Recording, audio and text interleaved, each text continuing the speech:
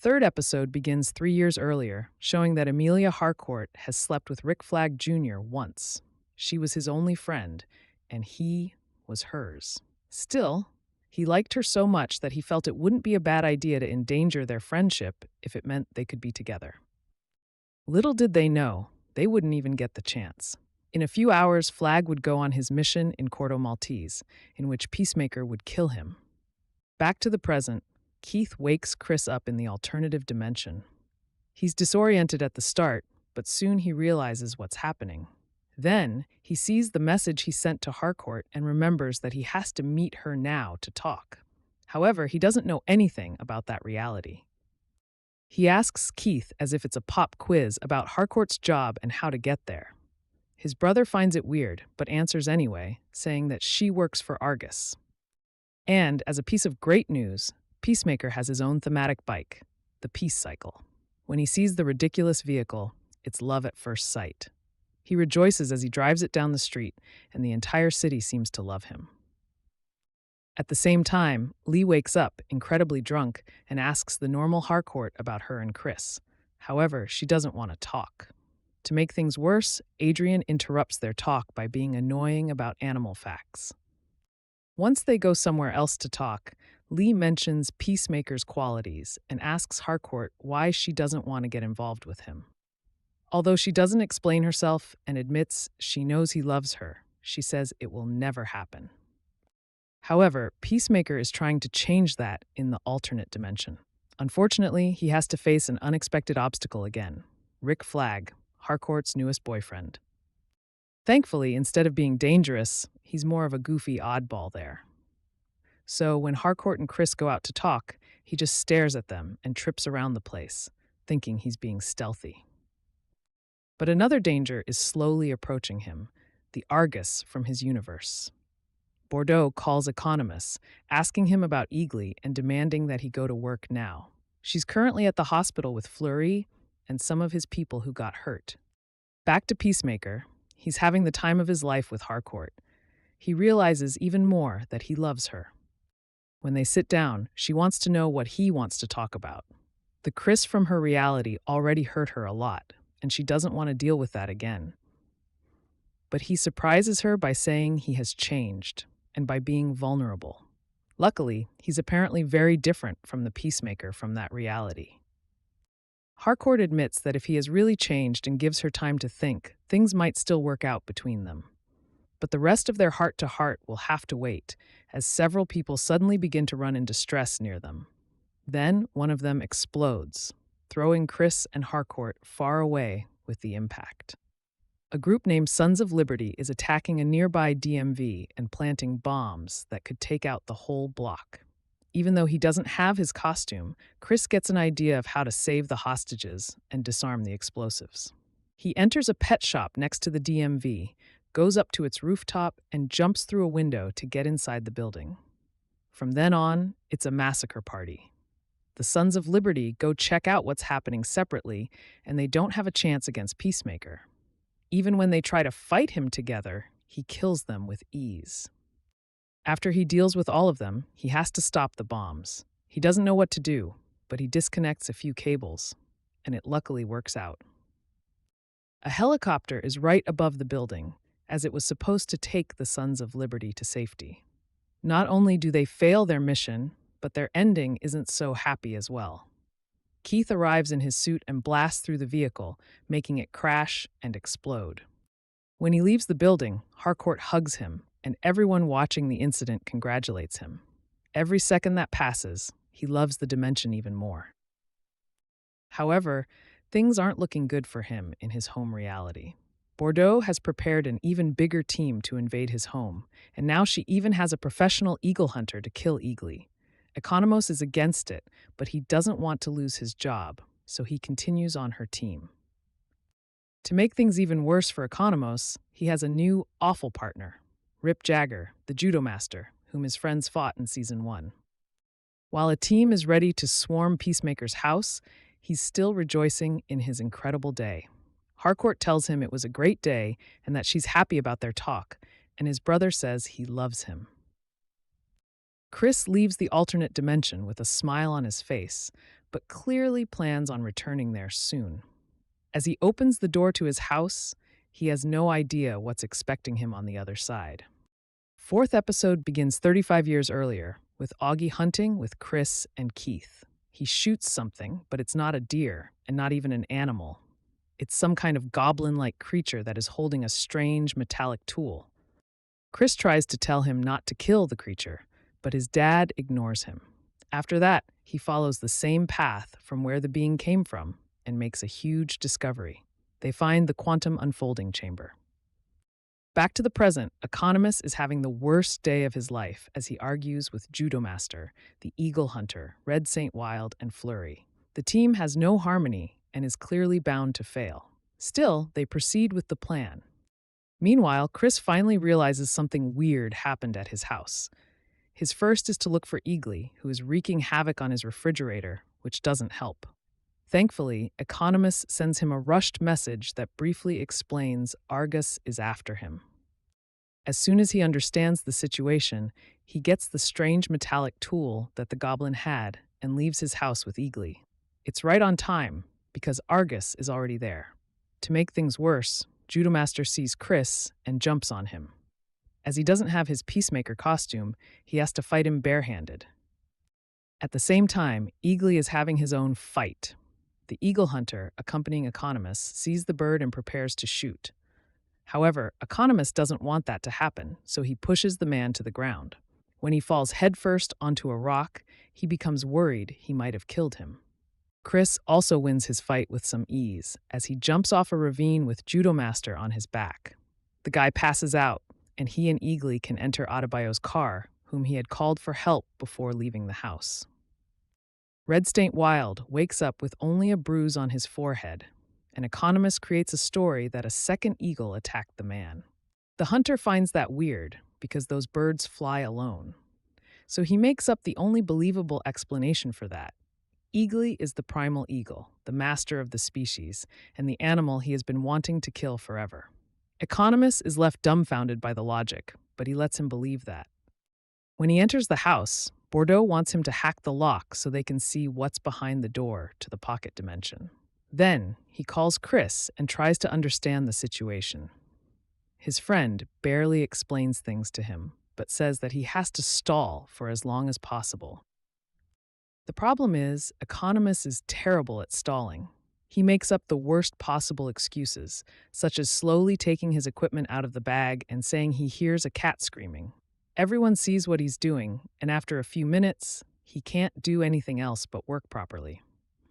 Chris and Ads are running against time while he explains to her what he found in the alternate dimension and what he wants to do now. He's going to use the metallic tool to create a new portal inside a new house in the middle of the woods. When they enter the house, he opens the tool and presses a few buttons. Suddenly, some sort of energy starts flowing out of it, and it feels like it will drag everything near to itself. He and Ads run away, and just as they leave the house, a great surge of power pushes them further away.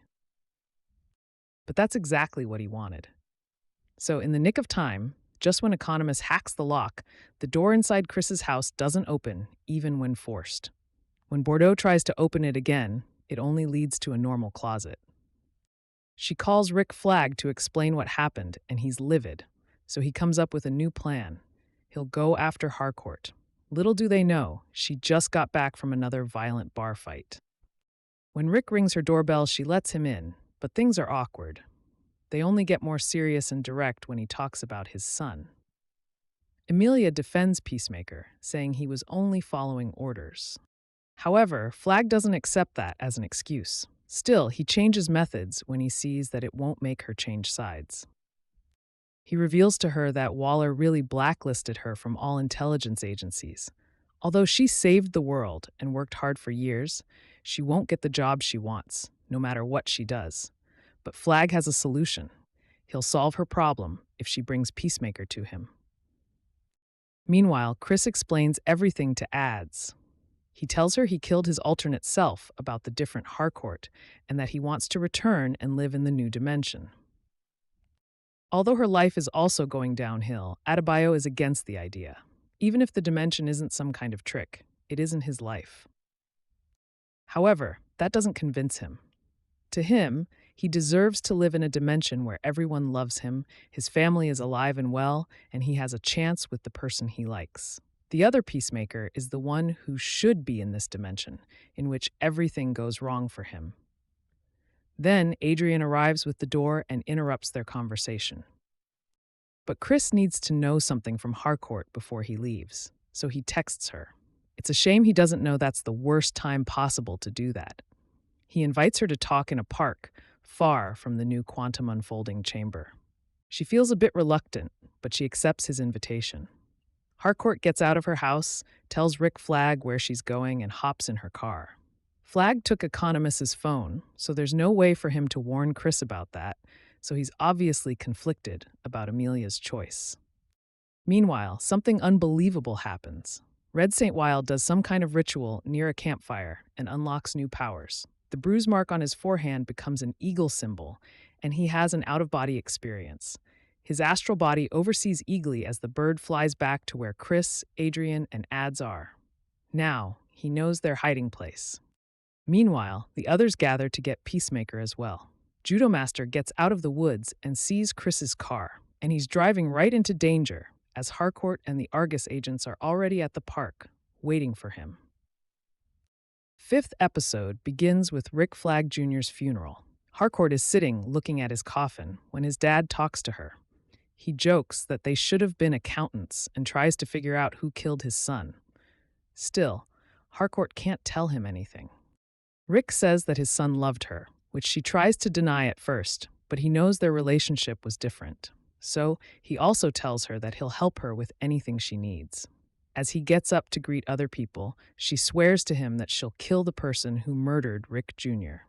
Back to the present, Rick Flag and his entire team are hiding at the park while Harcourt waits for Christopher. When he arrives, they notice something unusual. He's petting the dogs, walking close to other people, and doing everything he can so no one would take a shot at him. It's clear he knows something is up. When he sits down with Harcourt, she's angry at him. She sent him a message saying copacetic, which is a warning code they use with each other. He should have read that and stayed away from here, yet he went anyway. However, he doesn't care about that. He must know if she feels anything for him. Unfortunately, she's furious with him and doesn't even try to talk properly. In the end, Harcourt says she only kissed him because she was drunk and that she doesn't feel anything for Chris.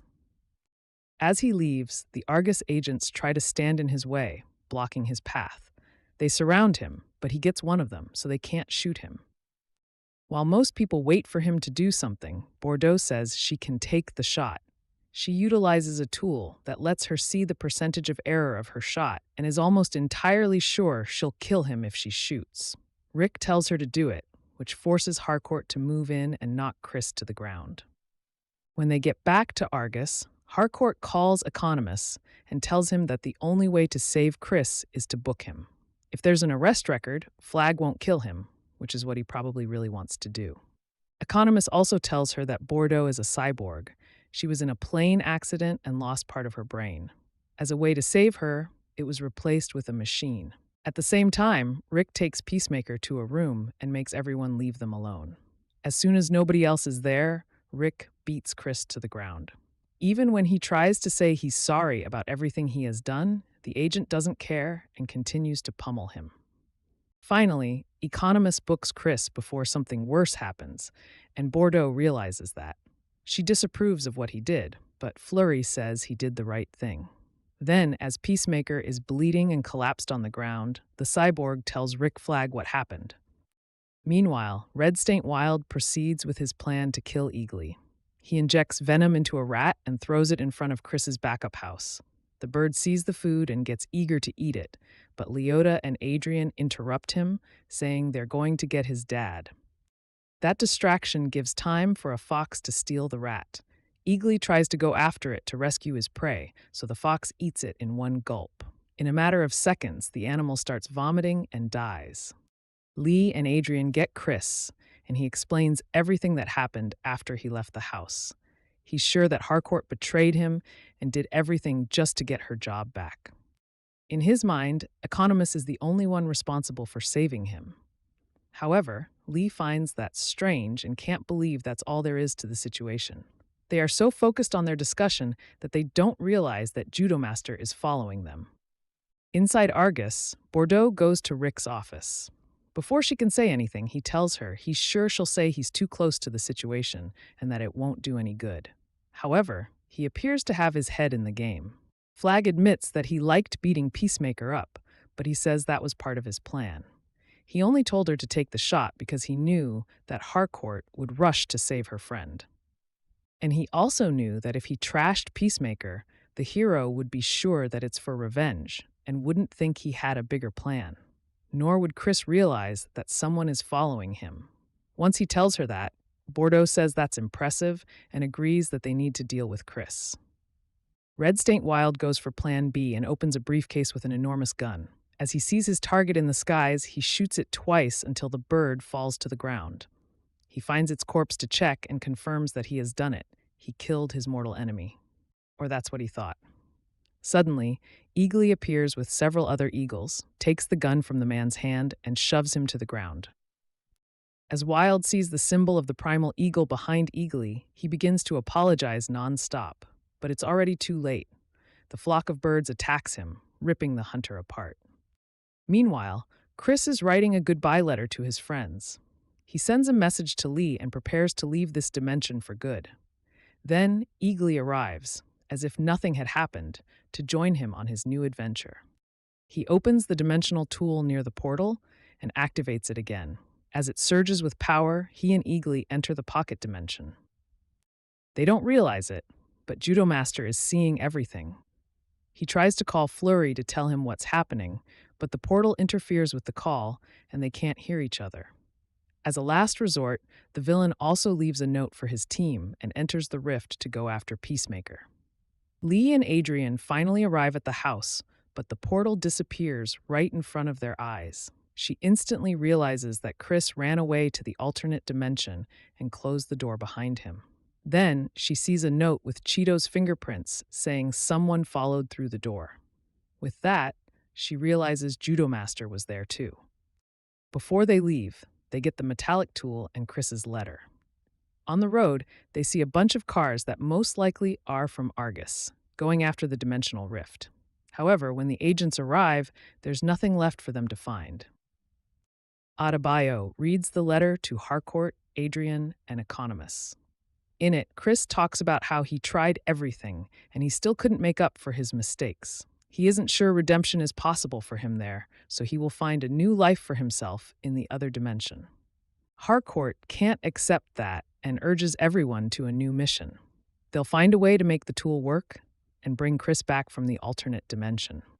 Meanwhile, he's having a blast. He, Eagly, his brother, and their father defeat a kaiju together. After that, he goes to Argus headquarters to meet Harcourt. She's ecstatic to see him and goes into his embrace as soon as he enters the building.